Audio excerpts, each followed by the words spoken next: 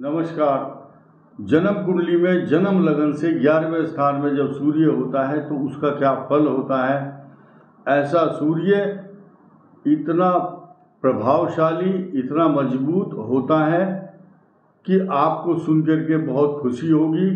और आपको बताऊं, रावण का पुत्र जो मेघनाद था, जिसकी कीर्ति बहुत दूर दूर तक फैली हुई थी, इंद्र को भी जीतने वाला ऐसा व्यक्ति अपने वैभव और प्रताप से अपनी यश और प्रसिद्धि की पताका को इतनी फैला देता है, उसका सम्मान दूर दूर तक होता है। ऐसा व्यक्ति बड़ा ही काबिल, योग्य होता है। तो आइए शुरू करते हैं। जिस मनुष्य के 11वें स्थान में सूर्य हो, राजा के द्वार से, अर्थात सरकारी नौकरी या राजा की कृपा से उसको कोई टेंडर मिलेगा, या सरकार के साथ अटैचमेंट उसका बना रहता है, सरकारी लाभ ज़्यादा प्राप्त करता है, सरकारी वाहनों से युक्त होता है, या उसके घर पर राज चिन्ह, सरकारी चिन्ह अंकित होता है, उसके वाहन के ऊपर बहुत अच्छा सा एक सिंबल होगा जिससे लोग पहचान लेते हैं दूर से ही। ऐसे व्यक्ति को राजा की कृपा से धन मिलता है, मोहर लगाने का अधिकार मिलता है, स्टैंप लगाता है। अगर किसी को दंड देना है उस पर साइन होंगे उसकी। जज, वकील, मंत्री, दंडाधिकारी, मजिस्ट्रेट आदि, आईएएस, पीसीएस ऐसे अफसर होते हैं। चोर और अपराधियों को दंडित करने वाले और अदालत की मोहर लगा करके ऐसे व्यक्ति अपराधियों को जेल भेज दें, यानी कि उनके पास इतना अधिकार होता है कि वो सबके ऊपर शासन करने का योग्यता रखते हैं, शासन करने का अधिकार भी मिलता है उनको।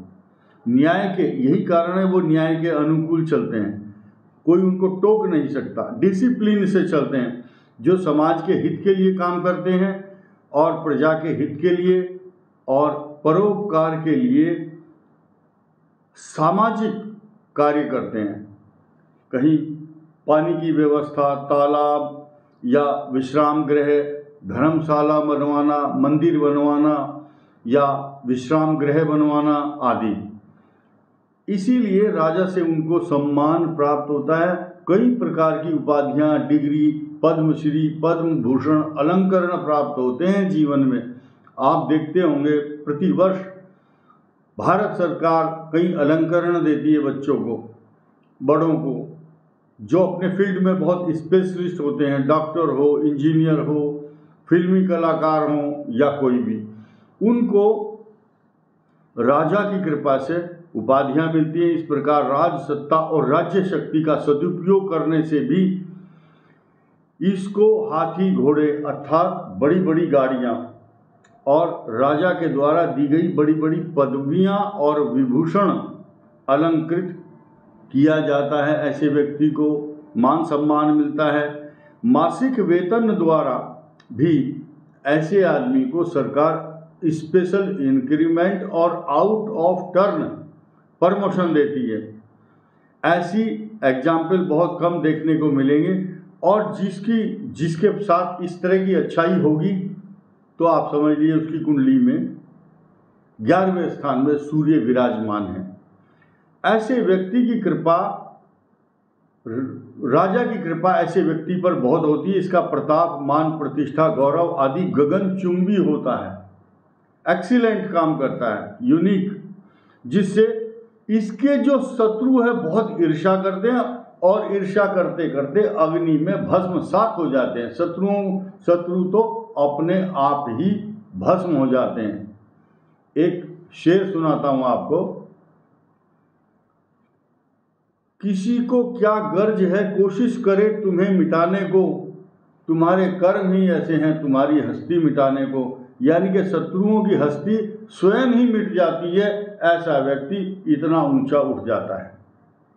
तो लेकिन जब शत्रु ईर्ष्या करते हैं, लेकिन शत्रु अपने आप अपने मुंह की खा लेते हैं और परेशान होते हैं, अपमानित होते हैं। इस व्यक्ति को संतान के प्रति मन संतप्त इसलिए रहता है क्योंकि एकादश में जो सूर्य है उसकी दृष्टि सप्तम भाव पर, संतान भाव पर होगी, तो संतान के प्रति मन संतप्त, संतान बहुत योग्य नहीं होती या उसको सुख प्रदान नहीं करती, कष्ट देती है संतान, इसीलिए उसको संतान की तरफ से दुख प्राप्त होता है।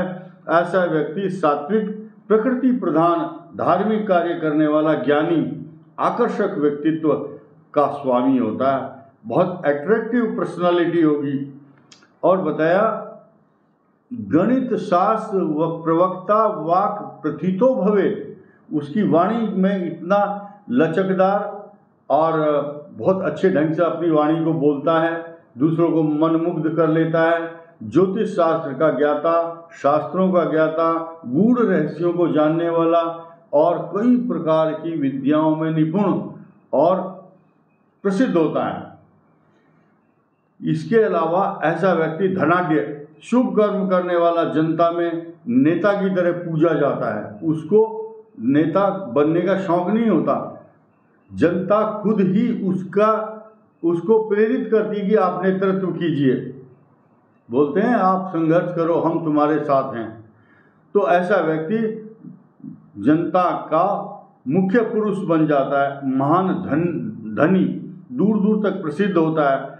इसके पास कितना पैसा है, लोग ये समझते हैं इसके पास बहुत धन है। स्त्री आदि का वैभव, सुख प्राप्त होता है। इसके घर में सेवा करने के लिए नौकर चाकर, दास और दासियां लगे रहते हैं, उपस्थित रहते हैं नौकर चाकर इसकी सेवा करने के लिए।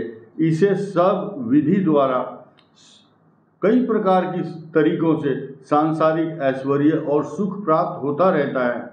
धन का संचय करने में लगा रहता है, धन इकट्ठा करता है और बलवान होता है। इसके नौकर इसकी आशा के अनुकूल चलते हैं, जैसा चाहेगा वैसा काम करेंगे, जिस काम को ये करता है उसमें सफलता मिलती है।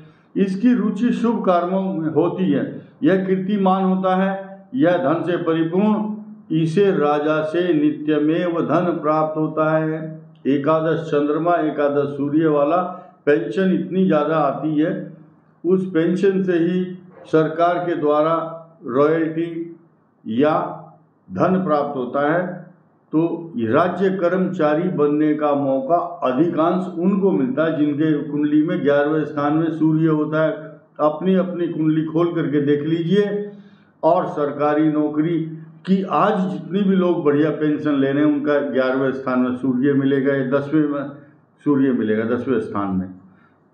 यह व्यक्ति निर्गुण और गुणवान की परीक्षा करने वाला होता है। व्यक्तियों की परीक्षा एकदम कर लेता है, परख लेता है ये गुणी है या बेकार का आदमी है। दूसरों के गुणों की कदर करता है। अगर कोई व्यक्ति गुणवान है उसको बड़ा रेस्पेक्ट देता है। ऐसा व्यक्ति मूर्तिमान कामदेव के समान ही होता है, बहुत सुंदर होता है, अट्रैक्टिव पर्सनालिटी वाला, और इसकी आंखें बड़ी सुंदर होती है और लोगों में इसको श्रेष्ठ माना जाता है। यही कारण है कि ऐसे व्यक्ति को मान सम्मान, प्रतिष्ठा, सरकारी लाभ और अपनी जाति में गौरव प्राप्त करता है। लोग उदाहरण देते हैं कि यार हमारी जाति में ऐसा व्यक्ति वो है जो सबका ध्यान रखता है, सबका भला चाहता है। तो इस वीडियो में इतना ही। धन्यवाद, नमस्कार।